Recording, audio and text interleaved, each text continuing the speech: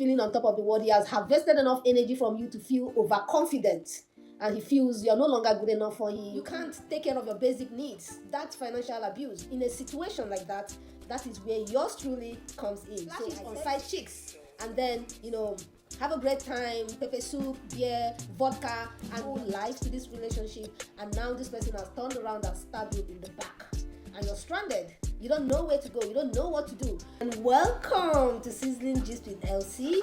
Have you subscribed? I'm waiting. Also, click on the notification bell so that you can get every update that drops. Please don't waste any more time. Click on the like button, comment. Okay, let's do this. Hello, ladies and gentlemen. We're talking about how to weaponize your beauty, your handsomeness to rise above a toxic relationship. Okay, so I talked about splitting the budget, the money that comes to the house, for groceries, for upkeep of the house, for you to split it into half and then keep 50% for yourself as payment for your struggles around the house, and then the whole family will have to manage the remaining 50%. Now, I want to make something really clear. You can only do that if your spouse, be it female or male spouse, is financially abusive towards you. Like, you need money and they withhold it just because they had a fight with you, or they just don't care anymore. Instead of providing for you, they rather go out there, slap it on side chicks, and then, have a great time, pepper soup, beer, vodka, and you're here, trekking all the way to the market. You can't even get a bike, not to talk of boat.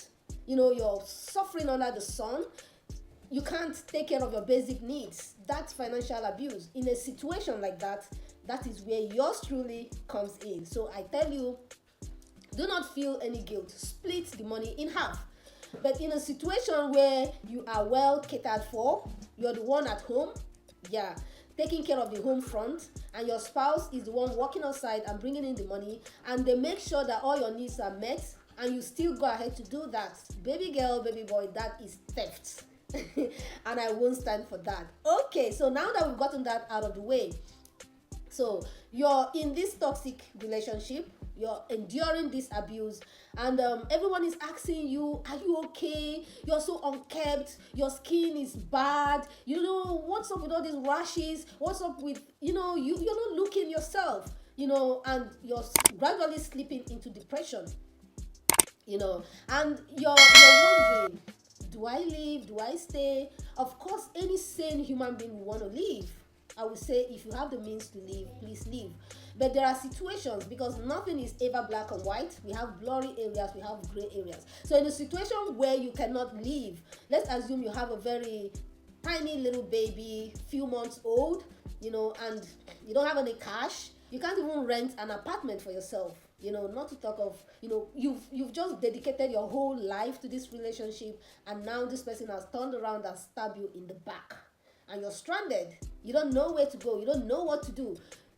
You just want to leave. I mean, you've even tried to leave and then you come back because you have no financial backbone. And it's not your fault. Don't let anyone shame you. It's not your fault.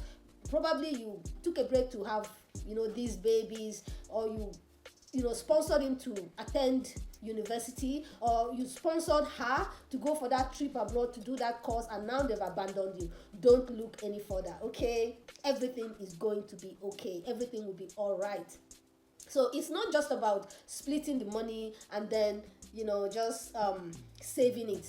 Oh no, you're going to save that money, but for starters, you're going to take care of yourself. You're going to get your confidence back. It's just about getting your confidence back, okay? So you're going to hit the salon.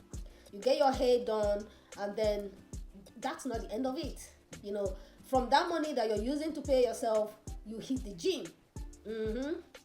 Or, I don't know, if it depends on the budget, okay? If his income or her income, this person, your spouse who is bringing in the money, if the income is not that much, then you have to do aerobics at home. You have to get yourself back in shape. But if there's money,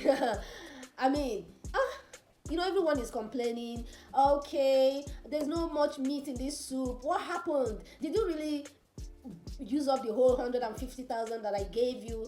I mean, the detergent is so small. Please, you don't need to answer anyone, okay? Just tell them things are expensive. I said it, and like I will always say, I don't have water in my mouth. Things are expensive, okay? You're the one catering to everybody under that roof. You're the one cooking, cleaning, doing everything. You're nobody's slave. So when they're talking about the budget, the expenditure, blah blah blah, things are expensive. So yeah, get yourself back into shape. And when you get yourself back into shape, it's not just that. It's not a one-day ride, okay? It's going to take time. You have to have patience. You have to work on it. You don't give up. Whenever you're tempted to slip into depression, please pull yourself together and use that time. Instead of putting off all the lights, sitting in the dark, thinking, worrying, anxiety seeps in, you're anxious, please, that's the time to hit the gym, or to do your sit-ups, or to do your press-ups, whatever that you have to do. What you can do for yourself: breathing exercise, deep meditation. I don't mean occultic meditation, okay? I mean, there are, meditations that you can do that are not evil, okay? So you practice all of this to get your center back, to get your harvested energy back. Talking about energy, now you're going to have to stop focusing on him or her, whoever this person is that you once loved, who have stabbed you in the back. I know it's difficult. It's like breathing for you. Effortlessly care for this person. Effortlessly poured in your whole energy on, if you're a woman, you're a being of love, and that maternal love that you have inside of you, you've poured it all over this guy. And then he's feeling on top of the world. He has harvested enough energy from you to feel overconfident, and he feels you're no longer good enough for him. He feels like he's too good for you. There's someone else out there he's supposed to go get. Okay, so you begin to pull back your energy. Okay, like I say, this is not about gender. Men can be abused too. So whoever is abusing you, begin to pull back your energy. You begin to care less. Yes, I said it. I am not mincing words. Pull back your energy, care less. Of course, you really have to take care of yourself. Okay, so this is the end of this episode, and we're going to come up with the part 2 to this, and I assure you it's going to be loaded. It's going to be explosive, so you don't go nowhere, okay? And if you've not subscribed, please don't waste any more time. Just click on the subscription and notification bell so that you can get all the highlights whenever we talk about them.